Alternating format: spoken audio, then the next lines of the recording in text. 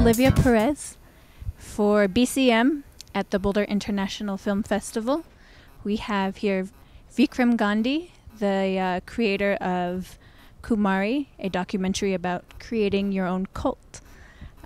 Tell me a little bit about how you were inspired to create this, and just, I guess, basic information a little bit about the film. Sure. So I was making the film, before I started making this film, I was making a different film.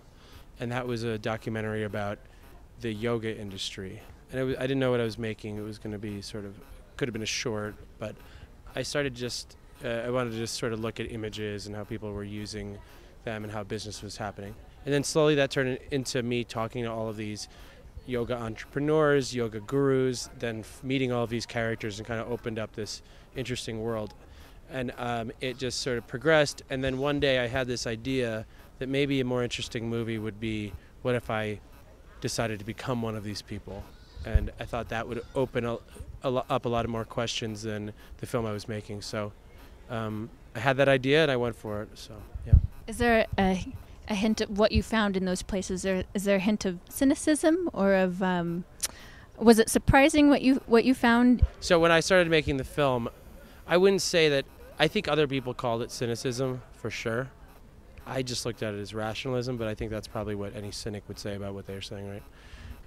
I think it's more of, I was just looking at stuff anthropologically, and I think that because the film is looking at the demographic that I'm from, and the people in the movie are people who work in the film industry, same people who watch documentaries, that reflection and anthropological look at who we are can be looked at as cynicism, but if you were looking at another culture, it would just look like anthropology. So while you were sort of in the midst of creating this persona, this other person, you're sort of creating this whole person, how easy was it for it to stay in character, and how authentic did it feel to be this person, this different person? Well, the character doesn't really have motivation, because he's not real. It's just me pretending to be somebody else. So I had to kind of make my motivation and Kumari's motivation the same. Because I've never acted before, what I did primarily was I just thought, well, what would Kumari do? How would he act? How would he be? And I was really trying to create kind of a mythological yoga character and bring him to life.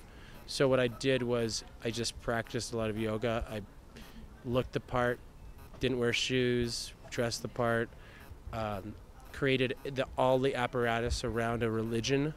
So the made-up religion is not that superficial. It has, a sutra, it has a philosophy. So once that was all there, I just tried to live that for a period of time, and that's kind of kept me in the zone. There's an aspect of religion in here. Do you believe in God? I believe that I don't believe in God as far as I've heard descriptions of God. No, I mean, I think most descriptions of God are quite outlandish. I also didn't grow up with the idea that the same sort of idea of a God that was like the Western God of some being. But yeah, I mean, I don't think there's anything non-spiritual or divine or ungodly about, everything that we're around us. So I don't know if that means you believe in God, but I think I'm optimistic.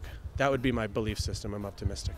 So you were talking sort of about your demographic being a kind of a part of this. So sort of an exoticism of, of a certain demographic. How does that kind of played out in your interactions with the people that you were working with? Are you asking about Orientalism and sort of yoga is sure. Eastern. I don't know. How does it play into the film?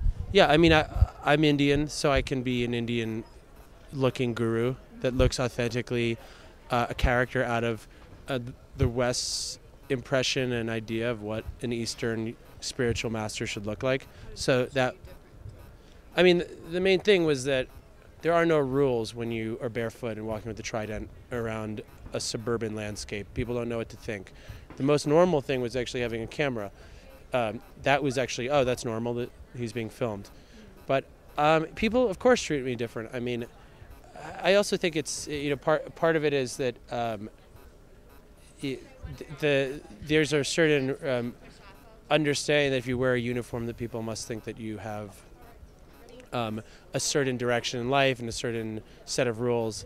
So the character that was being created was really being created in the imagination of everyone who met him. I never really said what I ate, what I did, day to day. No one really knew anything about any of that stuff, but kind of assumed it. So I think the general, the movie is really about projection and like how we project things on other people.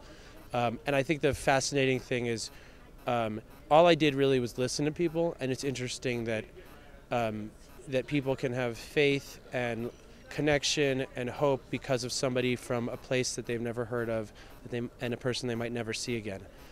But it's very hard to have that same sort of connection with your next door neighbor. And I think that was really fascinating because of the foreignness of Kumari. That anonymity. Yeah, the anonymity. It's like sort of the same reason people might talk to, tell a bartender their problems, in a mundane example of that. But yeah, I mean, definitely Kumari was. People had all kinds of stories about what they thought he was. People definitely thought that he had, supernatural powers. Some people did. So that was cool. What's your next step? Sorry? What is your next step? My next step? The movie's coming out in May, and I'm writing a feature narrative, and I'll also be doing another documentary that won't be exactly like Kumari, but have a slight edge to it. But yeah, I'm pursuing both, making a fiction film and a nonfiction film in the future.